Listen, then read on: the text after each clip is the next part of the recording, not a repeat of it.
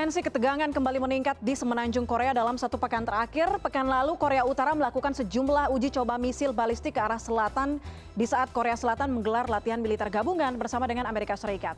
Bagaimana kemudian hubungan dua negara, Korea Selatan dan Korea Utara?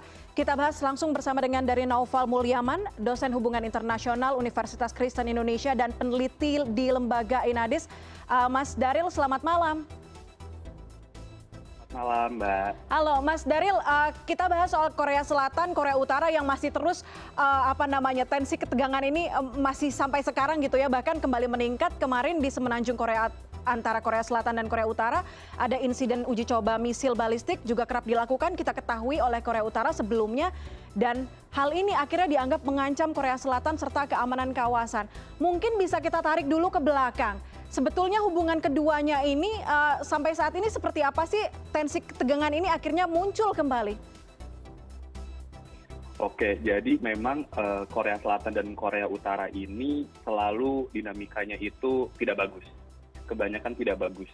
Kenapa? Karena memang selain ideologinya yang berbeda di level politik dan pemerintahan, tetapi juga untuk koalisi atau misal sekutunya itu juga ternyata saling nggak suka kan gitu. Kita juga tahu Korea Utara bersama Rusia dan Tiongkok, sementara Korea Selatan bersama Amerika Serikat dan Jepang.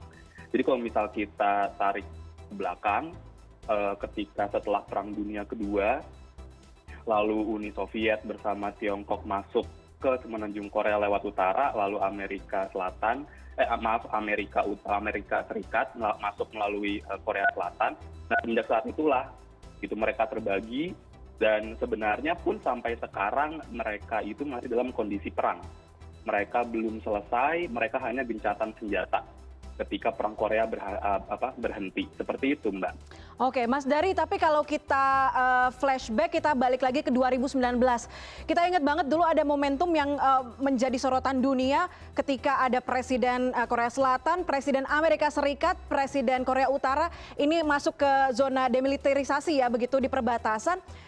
Kalau menurut Mas Dari, apa substansinya kemudian? Banyak pengamat atau banyak netizen yang mengatakan bahwa kayaknya ini cuma pertunjukan aja deh. Tapi sebetulnya substansinya apa yang mungkin bisa berdampak pada apa yang terjadi belakangan ini?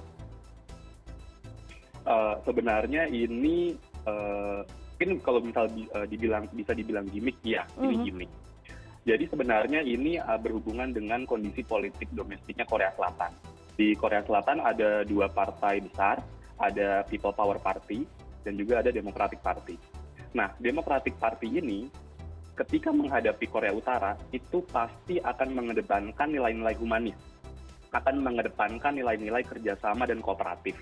Misal yang paling terkenal itu adalah ketika Presiden Kim Dae-jong mengenalkan kebijakan namanya Sunshine Policy sampai akhirnya dia mendapat Nobel. Lalu kebijakan ini dilanjutkan oleh Presiden Roh Moo-hyun. Nah, tapi setelah Presiden Roh Moo-hyun itu ada Presiden Im Yong-bak. Presiden Im Yong-bak ini datang dari partai People Power Party yang ya sama lah kurang lebih dengan Presiden yang sekarang Yoon Suk Yeol. Nah, Partai Merah gitu ya, Partai People Power Party ini selalu mengedepankan nilai-nilai konservatif dan keras menghadapi Korea Utara. Nah, 2019 ketika Presiden Moon Jae-in menjabat, Presiden Moon Jae-in itu datang dari partainya Presiden Kim Dae-jong, yaitu Partai Demokrat.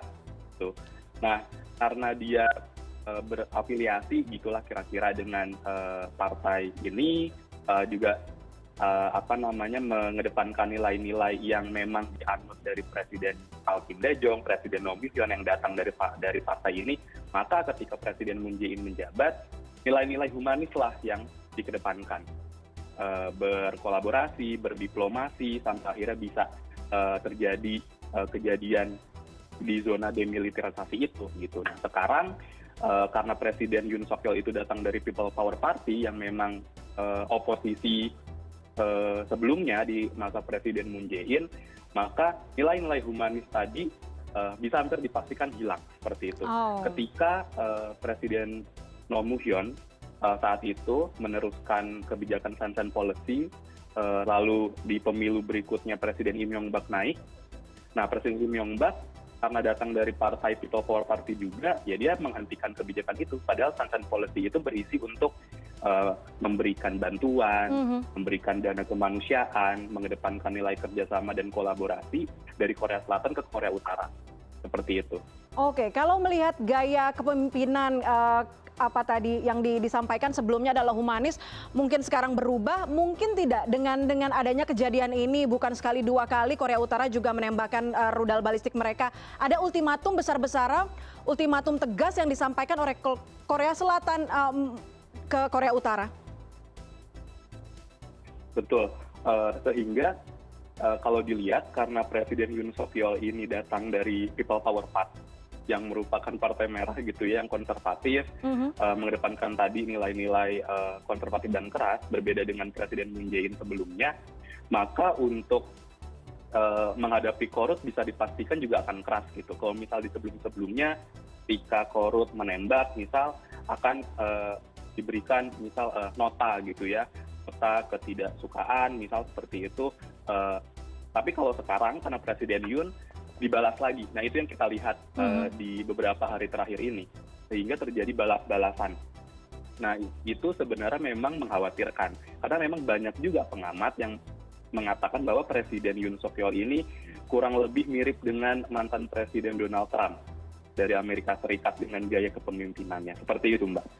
Artinya prospek perdamaian kedua negara masih sangat jauh, Mas Dari? Betul. Masih sangat jauh, malah kalau saya boleh bilang suram. Kenapa?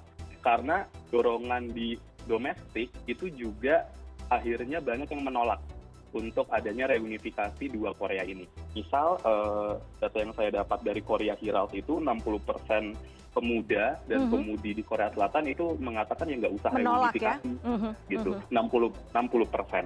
Lalu juga banyak narasi-narasi yang mengatakan bahwa Kementerian Reunifikasi Korea Selatan itu nggak usah ada juga gitu, karena ngabisin anggaran, lebih baik anggarannya dipakai untuk pembenahan transportasi atau misal pendidikan. Nah, itu yang akhirnya bisa dikatakan suram. Lagi-lagi juga ditambah karena persoalan dua Korea ini menyangkut dengan negara-negara di sekitarnya yang juga kebetulan negara-negara besar, maka juga akan semakin susah. Amerika Serikat dan Tiongkok, lalu kemudian juga ada Rusia, juga ada Jepang. Nah, maka dibilang Asia Timur ini ya sangat-sangat rawan gitu, karena nggak cuma ada isu dua Korea ini sebenarnya, tapi juga ada Taiwan. Seperti itu. Padahal kalau kita lihat ada beberapa film yang sudah memunculkan bagaimana prospek reunifikasi Korea Selatan dan Korea Utara, tapi nampaknya belum akan terjadi dalam waktu dekat begitu ya, karena melihat panas dingin dari hubungan Korea Selatan, Korea Utara. Artinya reunifikasi ini masih jauh, sebetulnya pro kontranya mungkin bisa dijelaskan kepada kami. Singkat saja, pro kontra jika nantinya memang ini akan terjadi reunifikasi ini. Jadi memang banyak pengamat juga, Mbak, yang mengatakan bahwa persoalan reunifikasi ini tidak hanya penyatuan dua negara. Dua negara ini tumbuh dan berkembang dengan ibaratnya dua orang tua yang berbeda. Yang satu liberalisme, yang satu komunis. Lalu tidak cuma itu. Penduduk Korea Utara itu ditakutkan oleh Korea Selatan, kebanyakan masyarakatnya, sebagai beban.